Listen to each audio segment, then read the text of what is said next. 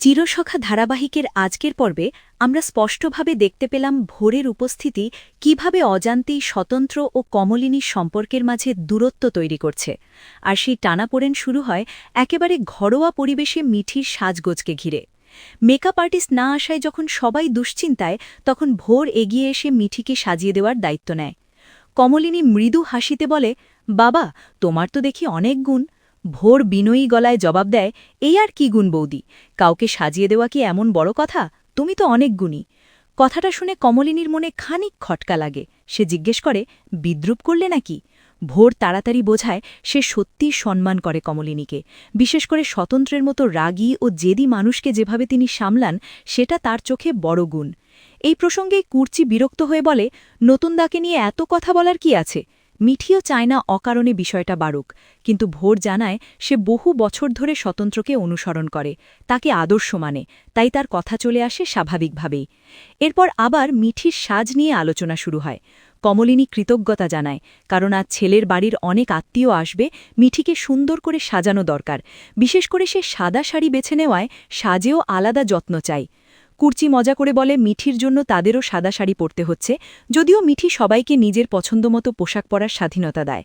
ভোর মিঠিকে আশ্বস্ত করে, তুমি এমনিতেই খুব সুন্দর, আর মিঠি অবাক হয়ে বলে, কেউ আগে এমন বলেনি। ভোর হেসে বলে, সবার চোখ এক নয়, এবং উদাহরণ হিসেবে স্বতন্ত্রের কথা তুলতেই আবার কুর্চি আপত্তি জানায়, প্রতিটি কথায় কেন তাকে টানা হচ্ছে।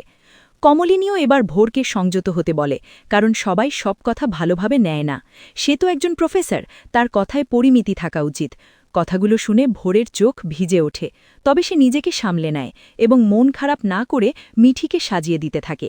দৃশ্য বদলে আমরা দেখি অন্য ঘরে স্বতন্ত্র ও কমলিনীর মধ্যে জমে ওঠে আসল দ্বন্দ্ব। স্বতন্ত্র স্বাভাবিক অভ্যেসে জামা বের করে দিতে বললে কমলিনী ঠান্ডা গলায় বলে, সব অভ্যেসই একদিন বদলাতে হয়, নিজের কাজ নিজেকেই করতে শেখো। স্বতন্ত্র বিস্মিত, এই পরিবর্তন কেন? তখনই কমলিনী স্পষ্ট করে জানায়, সেদিন রাতে ভোরের ডাকে সবকিছু ফেলে ছুটে যাওয়াটা তাকে কষ্ট দিয়েছে। ইনস্টিটিউটে কি আর কেউ ছিল না? স্বতন্ত্র বোঝায়, কারো বিপদে ছুটে যাওয়া তার স্বভাব, যেমন আগে বহুবার করেছে, এমনকি অপমান সহ্য করেও পাশে দাঁড়িয়েছে।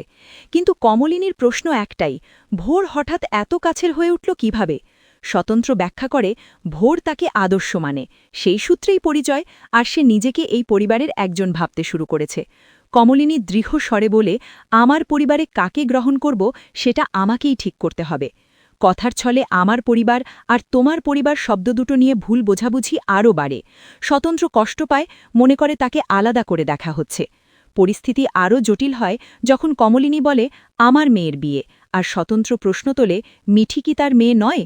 এই উত্তপ্ত মুহূর্তে ভোর ঘরে এসে জানায়, মিঠি তৈরি, কিন্তু স্বতন্ত্রের হঠাৎ করে তার শরীরের খোঁজ নেওয়ায় কমলিনী বিস্মিত দৃষ্টিতে তাকিয়ে থাকে।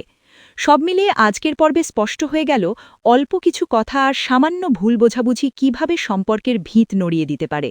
তবে কি সত্যি ভোরের উপস্থিতি স্বতন্ত্র ও কমলিনীর মাঝে স্থায়ী দূরত্ব তৈরি করবে, নাকি সময়ই সব ভুল বোঝাবুঝি মিটিয়ে দেবে? তার উত্তর মিলবে আগামী পর্বে।